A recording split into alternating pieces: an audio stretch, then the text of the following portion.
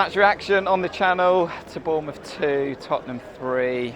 Cruel game, this absolutely is such a cruel game. We'll get stuck into it. Please do like the video, hit the subscribe button if you're new to the channel, and get your thoughts in below, whether you're a Bournemouth fan, Tottenham fan, put them in the comments. We'll read every single one. Lineups were out at 2 o'clock. There were changes. I expected them. There was two. There was Jon Spark coming into the side and Kiefer.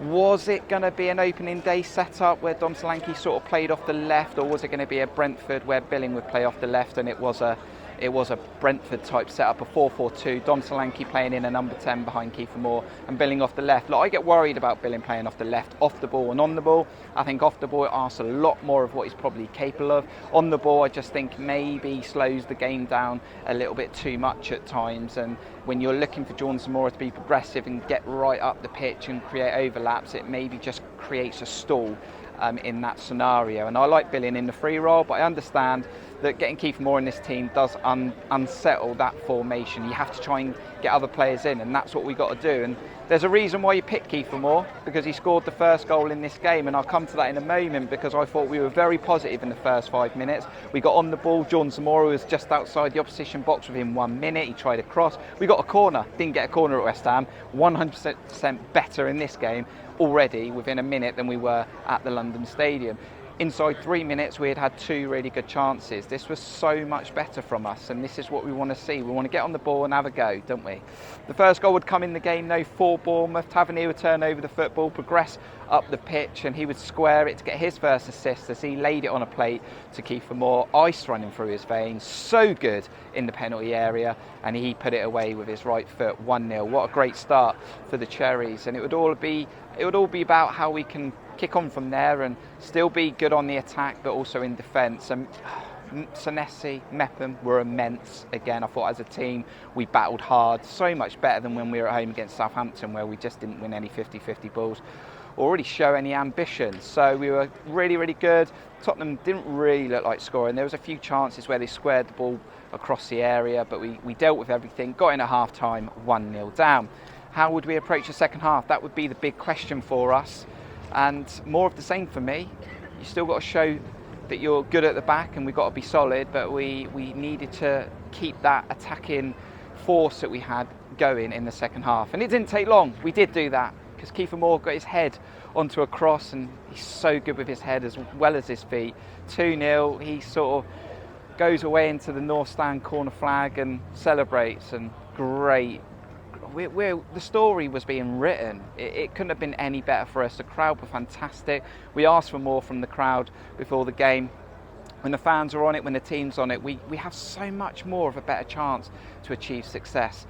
What we needed to do then at 2-0 was make sure we didn't concede long after. We needed to make sure we then got through that 10-15 minute storm after the 2-0, because Tottenham had nothing to lose. They had to come out, try and get a goal in this game. They did get the third goal in this game, and we fell asleep. We fell asleep down the Adam Smith side, and Sessegnon got himself into a positive area, low shot off the post, 2-1. And Antonio Conte was throwing on the players to try and get something from this game, get a win. Gary O'Neill did actually make a positive change where he put Billing off and Anthony on. I like that. I did like that. And Anthony's not had a lot of football, so look, he wasn't the best I've seen him on the ball, but you've got to give these type of players some slack, you know, because they're not playing much football, but they can definitely offer something. The fourth goal in the game would go to Tottenham. Lots of goals in this game, and poor defending from a corner. Travers, who's come back into this side because Neto was injured, and he didn't deal with the cross really. He didn't really go for it. He didn't come for it. He didn't stay. He was half and half. Ben Davies was behind him. Travers misread it, and open goal. Open header for Ben Davies, 2-2. Right, now the last 15 minutes were going to be interesting, because Tottenham probably need the 3 points. A point was always going to be good for us. Yes, we were 2-0 up. You're going to be disappointed when you throw away the points when you're in that type of scenario, but there's always still going to be a very, very good point. Gary O'Neill then made another change and took off Dom Solanke for a defender in a new signing that we've got from Southampton on loan. And when you bring on the likes of Jack Stevens, you're going to ask for it. You're going to ask for it. I never really like it. I understand why managers do it. I don't know if it's panic, but you do it. And Tottenham would go on and win this game in injury time from another corner. So we brought on another defender, we've taken off an offensive player, and we've completely not dealt with a corner. And they've scored the third goal. I think it's Bentica that scored it. And this game's absolutely cruel. We deserved a point minimum out of this game. How we've walked out of this game without a point is quite devastating, quite disappointing. And the stadium flat at the end, players flat, and Premier League football. Welcome to Premier League football. We definitely deserved a draw, but we didn't. And I'd like to know what you think. Man of the match. You know, I would have sent a trio of man matches out of there if we had got all 3 points. I think Mepham and Senesi were fantastic again, but we conceded 3 goals. You know, I'm telling you that defenders were fantastic and we've conceded 3 goals, but really they were, for large spells, very, very good. Hopefully Tavernier's confidence has grown. But Kiefer Moore got man of match in the stadium, and you score a brace like that, great finish with your right foot, great header, yeah, you're going to get man of match from me as well. So, you know, there's your man of matches. You know, that's 3 losses on the bounce now, and we're only going into 2 more Premier League matches needing to pick up points before the World Cup. It makes Leeds even more big than it was initially, and then obviously Everton as well, and we have to pick up something. We have to.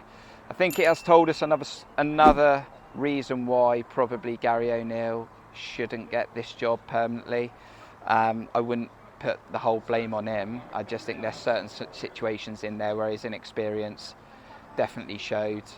And although he made changes to the initial lineup, which he probably should have done in previous matches, yes, he did it today because everyone could see that we needed to make changes. Look, there's still some in-game management, some lack of experience that maybe would have got us a draw today.